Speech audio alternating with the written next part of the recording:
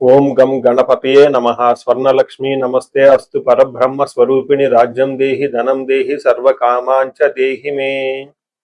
12 రాసుల వారికి స్వర్ణలక్ష్మి అమ్మవారి యొక్క కృపా కటాక్షం వలన ప్రతి ఒక్కళ్ళకి ఆత్మ జ్ఞానం కలిగి ఉండాలి. తద్వారా ప్రతి నిమిషం ప్రతి సందర్భంలోనూ సంతోషంగా ఉత్సాహంగా ఉండే విధంగా అమ్మవారికి అందరినీ ఆశీర్వదించాలని, అంతేకాకుండా రాజ్యం దేహి, మన అందరికీ మంచి పదవి, ఉన్నతమైన స్థితి, ఒక అధికారం, దర్పం అన్ని కలిగించాలని, దానితో పాటు స్వర్ణలక్ష్మి అమ్మవారు ప్రతి ఒక్కరికి ధన ప్రవాహాన్ని కలిగించాలని, ఫైనల్ గా సర్వకామాంచ దేహిమే, మనం అనుకున్న ప్రతి కోరిక కూడాను ఇమ్మీడియట్ గా తక్షణమే అమ్మవారు మనకి నెరవేర్చాలని చెప్పేసి అమ్మవారు ప్రార్థన చేస్తూ, గణపతిని కూడా మనం చేసే ప్రతి దానిలోనూ మనకి బుద్ధి సిద్ధి, చక్కటి విజయాన్ని, ఒక మంచి వివేకాన్ని కలిగించాలని, సత్ డెసిషన్స్, మంచి నిర్ణయాలు తీసుకునే విధంగా మనకి గణపతి మనకు కృప ఉండాలని చెప్పేసి ప్రార్థన చేస్తూ, మనం ఈ రోజు టాపిక్ చూసుకుంటే సూర్యుడు వృషభ రాశి నుంచి మిథున రాశిలోకి మారుతూ ఉన్నారు. దీనిని మనకి మిథున సంక్రమణ అంటారు. అంటే ఇది 12 రోజులు ఉంటుంది ఈ సంక్రమణ. మనకి మకర సంక్రమణ, మకర రాశి ఎలానో ప్రతి నెల ఒక్కొక్క సంక్రమణం వస్తుంది. ఇప్పుడు రాబోయే సంక్రమణ మిథున సంక్రమణ అంటారు. ఇది 30 రోజులు ఉంటుంది. 15వ తారీఖు జూన్ నుంచి జూలై 15 వరకు ఉంటుంది. ఈ 15 రోజులు సూర్యుడు మిథున రాశిలో ఉండటం వలన ఏం జరుగుతుంది 12 రాశుల వారికి అని తెలుసుకున్నాం. అయితే ముఖ్యంగా సూర్యుడు మారటం వల్ల సూర్యుడు ఎలాంటి విషయాల్లో మనకి ప్రభావాన్ని చూపిస్తాడని తెలుసుకుందాం. సూర్యుడు వచ్చేటప్పటికి ముఖ్యంగా 8 రకాలైన అంశాలపైన ప్రభావాన్ని చూపుతూ ఉంటారు. ఒకటి, అందరూ బాగా గుర్తుపెట్టుకోవాల్సింది ఏంటంటే సూర్యుడు ఆత్మకారక అంటారు. అంటే మనకి సెల్ఫ్ కాన్ఫిడెన్స్, మనకు కావాలన్నా స్ట్రెంగ్త్, సోల్, ఆత్మబలం ఉండాలి కానీ సూర్యుడు చక్కగా ఉండాలి. కాబట్టి సూర్యుడు ఆత్మకారకుడు. అలానే రాజ్యకారకుడు, ఒక పదవి రావాలన్నా, గవర్నమెంట్ అథారిటీ, అడ్మినిస్ట్రేషన్ పవర్, వీటన్ని రావాలన్నా కానీ సూర్యుడు మనకి స్ట్రాంగ్ గా ఉండాలి. అలానే పితృకారకుడు, father related elders, mentors, boss, వీళ్ళందరినీ కూడా మనకి సూర్యుడే రిప్రజెంటేషన్ చేస్తూ ఉంటారు. యశస్సు, కీర్తి ప్రతిష్టలు, గుర్తింపు, కొంతమందికి గుర్తింపు ఉంటుంది ఏ పని చేసినా, కొంతమందికి ఏ పని చేసినా గుర్తింపు అనేది ఉండదు. ఈ గుర్తింపు లేకపోవడం కూడా కారణం కూడా సూర్యుడు వాళ్ళ జాతకంలో సరిగ్గా లేకపోవడం అని గమనించుకోవాలి. పదవి, అధికారం అంటే మీకు ఒక స్టేటస్, అంటే ఒక లేబుల్, మేనేజర్ నుంచి హైయర్ మేనేజర్, వైస్ ప్రెసిడెంట్, ఇలా ఒక్కొక్క లెవెల్ బై లెవెల్ ఎదుగుతూ ఉంటారు. అలాంటి పదవి, పొజిషన్ మీకు రావడానికి కూడా కారణం సూర్యుడు అని తెలుసుకోవాలి. అంతేకాకుండా అధికారం, పవర్, లీడర్షిప్, కమాండింగ్ పవర్, మీరు ఒక పని చెప్తే ఎదుటి వాళ్ళు చేయగల సామర్థ్యం అంతా కూడాను సూర్యుడు మెట్టే మీ జాతకంలో డిసైడ్ అవుతూ ఉంటుంది. తేజస్సు, ఆరోగ్యం, మంచి గ్లోరీ ఉంటుంది, మీకు ఎనర్జీ ఉండాలి, బ్రిలియన్స్, చాలా చక్కగా మీ ఫేస్ అంతా ఎప్పుడు కలగా ఉత్సాహంగా ఉండాలి, దానికి కూడా కారకుడు సూర్యుడు. ముఖ్యంగా లాస్ట్ లో ఆరోగ్య ప్రదాత, సూర్యుడిని ఆరోగ్యం ఇచ్చే వాళ్ళు అంటారు. ఎవరి జాతకంలో అయితే సూర్యుడు సరిగా ఉండరో వాళ్ళకి అనారోగ్యంతో బాధపడుతూ ఉంటారు. ఎవరికైతే సూర్యుడు చాలా జాగ్రత్తగా ఉచ్చ స్థానంలో ఉంటారో చక్కగా వాళ్ళకి హెల్తీగా ఉంటారు, ఫిజికల్ గా చాలా స్ట్రాంగ్ గా ఉంటారు, ఒక పవర్ వాళ్ళలా ఉంటుంది అని తెలుసుకోవాలి. ఇలా 8 రకాలైన ముఖ్యమైన కారకాలు ప్రతి ఒక్కళ్ళ జీవితంలో సూర్యుడు అనేది ప్రభావాన్ని చూపిస్తూ ఉంటారు. అయితే ఈ సూర్యుడు మిథున రాశిలో ఉండటం వల్ల ఇప్పటి వరకు మనం చెప్పుకున్న విషయాల్లో కొందరికి అనుకూలంగా ఉంటుంది, కొందరికి ప్రతికూలంగా ఉంటుంది. ఏ రాశులు వాళ్ళకి అనుకూలంగా ఉంటుంది, ఏ రాశులు వాళ్ళకి ప్రతికూలంగా ఉంటుందో మనం చూద్దాం. కన్య రాశి వారికి రాబోయే ఒక 60 రోజులు చాలా చక్కగా ఉంటుందని గమనించుకోవాలి. జూన్, ఎందుకంటే సూర్యుడు 9వ స్థానం నుంచి 10వ స్థానానికి వెళ్తూ ఉన్నారు. 10వ స్థానంలో సూర్యుడు దిగ్బలాన్ని పొంది చక్కగా చాలా స్ట్రాంగ్ గా ఉంటారు. ముఖ్యంగా వీళ్ళకి ప్రమోషన్స్ ఎవరికైతే రావాలనుకుంటున్నారో ఇది ప్రమోషన్స్ వచ్చే టైం. అయితే ఇంకా ఎవరికైతే కొత్తగా జాబ్ లేదో జాబ్ వచ్చే టైం అని గమనించుకోవాలి. ఇంకా పై అధికారుల నుంచి మంచి సపోర్ట్ వస్తుంది. చక్కగా అన్ని విధాల అభివృద్ధి ప్రదంలో దూసుకొని పోయే ఒక మంచి టైం అని మీరు గమనించుకోవాలి. ఈ టయాన్ని ప్రతి ఒక్కళ్ళు సద్వినియోగం చేసుకోవాలని నేను కోరుకుంటాను. కొన్నిసార్లు గ్రహస్థితి అనుకూలంగా ఉండదు కాబట్టి మనకు ప్రాబ్లమ్స్ ఉంటాయి. అయితే గ్రహస్థితి అనుకూలంగా ఉన్నా కానీ ఎందుకు ప్రాబ్లంగా ఉంటుందని ఆలోచించుకునే బదులు ఒకసారి ఇండివిజువల్ జాతకం చూపించుకోవడం చాలా ముఖ్యం. పర్టికులర్గా ఎవరికైతే జాబులు ఎప్పటిదాకా లేవో వాళ్ళు ఒకసారి జాబులు చూపించుకోండి. ఎక్కడైతే ఇంటర్వ్యూలు 2-3 రౌండ్లో సాగిపోయారో జాతక చక్రం చూపించుకోండి. అధికారుల నుంచి విపరీతమైన ప్రెషర్ ఉంటుందో రాబోయే రోజులు బాగుంటుంది కాబట్టి ఒకసారి జాతకం చక్రం ఎందుకైనా చూపించుకోండి. ఎందుకంటే ఇప్పుడు వచ్చే 60 డేస్ చాలా అనుకూలంగా ఉంది కాబట్టి ఇండివిజువల్గా మీ యొక్క హారోస్కోప్ను కూడా చెక్ చేసుకొని ఏదైనా దోషాలుంటే చూపించుకొని పూజలు చేసుకుంటే, పరిహారాలు చేసుకుంటే ఖచ్చితంగా అనుకున్న పొజిషన్కి మీరు వెళ్ళే అవకాశం చాలా చాలా ఉంటుంది. ముందు మనకి మహర్షుల సంస్కృతంలో ఏం చెప్పారు ఒక శ్లోకాన్ని చూసుకొని దానిని వివరించడం ప్రయత్నం చేద్దాం.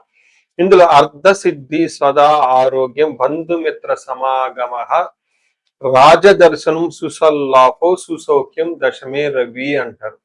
అంటే 10వ స్థానంలో సూర్యుడు ఎప్పుడైతే ఎంటర్ అవుతున్నారో అర్ధసిద్ధి ధన ప్రవాహం మీకు వస్తుంది. ఫైనాన్షియల్ గోల్స్ అన్ని అచీవ్ అవుతారు. ఏదైనా హైక్స్ వచ్చే అవకాశం ఉంటుంది. ధన ప్రకారంగా మీరు ఏదైతే అనుకుంటూ ఉంటారో అవన్నీ మీకు వచ్చేస్తుంటుంది. అప్పులు వాళ్ళ బాధలు, అప్పులు తీర్చడానికి కావాల్సిన ధనం ఇవన్నీ వచ్చేస్తాయని గమనించుకోవచ్చు. అంతేకాకుండా సదా ఆరోగ్యం, ఆరోగ్యం చాలా చక్కగా ఉంటుంది. ఇప్పటిదాకా అనారోగ్యం ఎవరైతే బాధపడుతూ ఉంటారో ఈ అనారోగ్యం అది ఈ రోజుతో పోయేసి చక్కగా ఆరోగ్యంగా ఉంటారని గమనించుకోవచ్చు. బంధువులతోటి మిత్రులతోటి సమాగమ వాళ్ళు చక్కగా కలిసేసి వాళ్ళతో మంచి మంచి గొప్ప గొప్ప విషయాలు మాట్లాడి ఖుషీగా ఆనందంగా ఉండే అవకాశం ఎక్కువగా ఉంటుంది. బంధువుల వాళ్ళ ద్వారా ఫ్రెండ్స్ ద్వారా మంచి సపోర్ట్ వస్తుందని గమనించుకోవచ్చు. అయితే ఇదంతా ఒక ఎత్తు అయితే రెండోది ముఖ్యంగా రాజదర్శనం సుసల్లాపౌ అని చెప్తారు. అంటే హయ్యర్ అఫీషియల్ని కలిసే అవకాశం ఎక్కువగా ఉంటుంది. గవర్నమెంట్ అఫీషియల్ని కలిసే అవకాశం ఎక్కువగా ఉంటుంది. బాసులను కలిసే అవకాశం ఎక్కువగా ఉంటుంది. సీనియర్ మేనేజర్ని కలిసే అవకాశం ఎక్కువగా ఉంటుంది. అలానే వీళ్ళతో ఏమని రాజదర్శనం సుసల్లాపౌ అంటే అంటే అధికారులను కలవటం, పెద్దలతో సంభాషించటం, సుసౌఖ్యం బంధువుల వల్ల మంచి సౌఖ్యం కలిగే అవకాశం ఉంటుందని మనకు చెప్తూ ఉంటారు. ఈ టైంలో మీకు కావాల్సిన విషయాలన్నిటిలో అనుకూలంగా ఉండే అవకాశం ఎక్కువగా ఉంటుంది. ముఖ్యంగా ప్రొఫెషనల్ మ్యాటర్స్లో కీర్తి ప్రతిష్టల విషయంలో చాలా అనుకూలంగా ఉండే అవకాశం ఉంటుంది. అయితే సూర్యుడు 4వ స్థానాన్ని కూడా దృష్టితో చూడటముతో ఇంటికి సంబంధించిన వ్యవహారాల్లో కొంచెం ఇబ్బందులు పడే అవకాశం ఉంటుంది. లేదంటే మీకు కంఫర్ట్ హోమ్లీ కంఫర్ట్ ఇంటి కొంచెం అంత అనుకూలంగా ఉండదు. కొంచెం దూరంగా వెళ్ళే అవకాశం ఉంటుంది. ఇంటికి సంబంధించిన వ్యవహారాల్లో కొంచెం కేర్ తీసుకోవడం చాలా ఇంపార్టెంట్. ఇంటికి సంబంధించిన వ్యవహారాల్లో కొంచెం ఇంట్లో ఎక్కువగా మీరు టైం స్పెండ్ చేయటం కూడా చాలా ఇంపార్టెంట్. ఎంత మీరు బిజీగా ఉన్నా కానీ ఇంటికి కొంచెం టైం ఇవ్వటం చాలా చాలా ముఖ్యమని మీరు గమనించుకోవచ్చు. ఓవరాల్గా చూసుకుంటే 10వ స్థానంలో సూర్యుడు ఉండటం వల్ల దిగ్బలం చేత చక్కటిగా అవకాశం, ప్రమోషన్స్, గ్రోత్ ఇవన్నీ మీకు ఉంటాయని గమనించుకోవచ్చు. ఇప్పుడు నేను చెప్పబోయేది కామన్ గా 12 రాసుల వారికి పరిహారాల కింద ఉంటుందండి. ఇది గమనించుకోండి. ఎడిటర్ గారు మీరు ప్రతి రాసులకి బ్యాక్ అండ్ లో యాడ్ చేయండి మర్చిపోకుండా. మనం పరిహారాలు చూసుకుంటే సూర్యుడికి కొన్ని పరిహారాలు మీరు చేసుకునే పరిహారాలు కొన్ని ఉంటాయి. కొన్ని వచ్చేటప్పటికి బ్రాహ్మణ పండితులతో చేయించుకోవటం చాలా ముఖ్యం. కొన్ని క్షేత్ర దర్శనాలు కూడా చేసుకోవటం చాలా చాలా ఇంపార్టెంట్. ముందు ముఖ్యంగా మీవంతా సెల్ఫ్ రెమెడీస్ అంటారు. మీరంతా స్వయంగా చేసుకునే పరిహారాలు కొన్ని ఉంటాయి. అందులో ముఖ్యంగా చూసుకుంటే సూర్య నమస్కారాలు చేయటం చాలా ఇంపార్టెంట్. సూర్య అష్టకం చదవటము లేదా ఆదిత్య హృదయ స్తోత్రం చదవటం కూడా చాలా ఇంపార్టెంట్. ఎప్పుడైతే ఆదిత్య హృదయ స్తోత్రము, హనుమాన్ కార్యసిద్ధి మంత్ర రెండు కలిపి చదువుకోగలిగితే ఇంకా చాలా మంచి రిజల్ట్ ఉంటుంది. సో ఇక్కడ ఆదిత్య హృదయ స్తోత్రంతో పాటు హనుమాన్ చాలీసా కానీ, హనుమాన్ కార్యసిద్ధి మంత్రం కానీ చదువుకుంటే ఇంకా చక్కటి మంచి రిజల్ట్ వస్తుంది. సో ఇవన్నీ మీరు చేసుకునే మీ వరకు మీరు చేసుకోవచ్చు. ఇంకా టెంపుల్స్కి వెళ్ళేసి అక్కడ నవగ్రహాల చుట్టూ తిరిగి గోధుమలు గనక దానం చేయగలిగితే సద్బ్రాహ్మణులకి, సత్పురుషులకి చేయగలిగితే ఇంకా మీకు చక్కటి మంచి రిజల్ట్ వస్తుందని గమనించుకోవాలి. సో అది మీ వరకు చేసుకోగలుగుతారు. మీ ద్వారా కాకుండా కొన్ని సమస్య తీవ్రంగా ఉంటే పండితులను కలిసి లేదంటే మా ద్వారా అపాయింట్మెంట్ తీసుకొని జాతక చక్రం కూడా చూపించుకొని చేపించుకోవడం చాలా ఉత్తమం.